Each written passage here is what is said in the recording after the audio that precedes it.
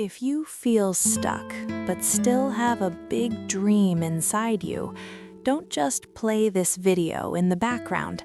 Some stories just sound good. Others find you at the very moment when you've almost given up. This story is one of them. Sometimes the most dangerous moment in life is not when everything is falling apart, but when everything is going well enough. When you're not suffering enough to give up, but you're not living the life you dreamed of either. You wake up in the morning, go through your usual routine, drink your coffee, look out the window, and suddenly catch yourself thinking, "Is this all there is?" And immediately you chase it away, because the only thing scarier than the question, "What next?" is the realization that you've been standing still for a long time.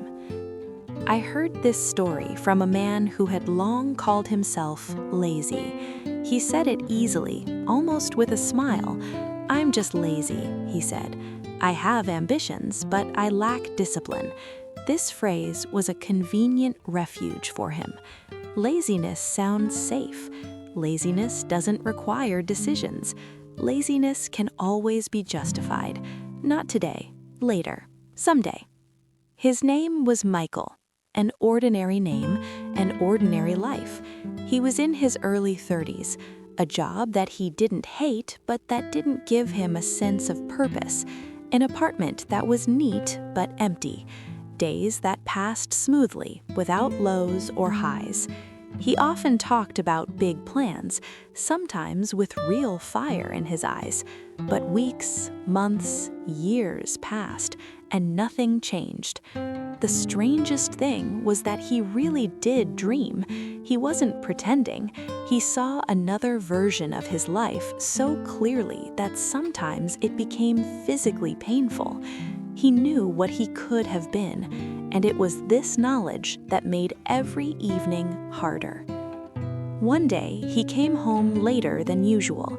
The city was quiet, as if tired. The streets glistened after the rain. The streetlights reflected in the puddles, and everything around seemed to slow down.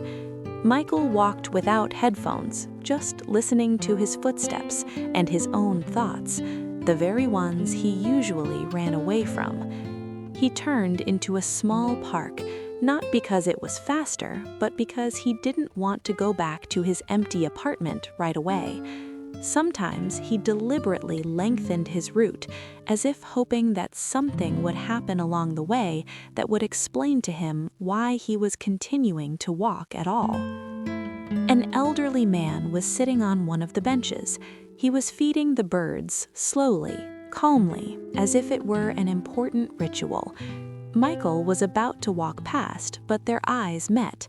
The old man smiled, just like that, for no reason, and for some reason, that smile made Michael stop. "Hard day?" the old man asked, as if they had known each other for years. Michael wanted to respond with his usual, "Fine," but the words wouldn't come out. He didn't understand why he had sat down next to him. "I don't know," he finally said. "More like empty." The old man nodded. He wasn't surprised. He didn't ask any unnecessary questions. He just continued to crumble the bread. "You know," he said after a pause, "the hardest days aren't the ones when it hurts. They're the ones when you feel like you're not living your own life, and you still hope that one day you'll get used to it." Those words hit too close to home.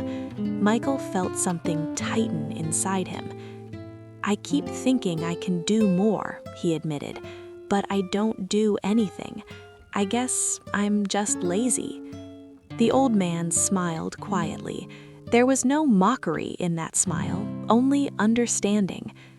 Laziness is a very convenient word. It takes away responsibility. But be honest, when was the last time you were truly lazy? Not dreaming, not worrying, not blaming yourself, but just not wanting anything. Michael thought about it, and suddenly realized he couldn't remember such a moment. Exactly, the old man continued. Laziness is when you don't care. But when it hurts you that you're not living the way you want to, that's not laziness, that's fear. Michael's chest felt heavy. Fear of what? He asked quietly. Fear of finding out that your dream will require more from you than you are willing to give. Fear of starting and realizing there's no turning back. Fear of trying and losing your excuse. The words hung in the air. The wind rustled the leaves, birds fluttered away, and for a moment, the world seemed to freeze. The old man stood up, dusted off his hands, and looked at Michael intently, almost sternly. The worst thing is not to fail. The worst thing is to wake up one day and realize that you were ready to live differently, but never made your mind. He nodded goodbye and left, disappearing into the alley as if he had never been there. Michael remained seated.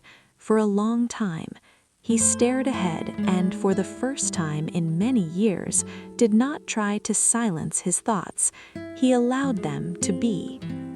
He hardly slept that night, not because he was inspired, but because for the first time he had stopped lying to himself.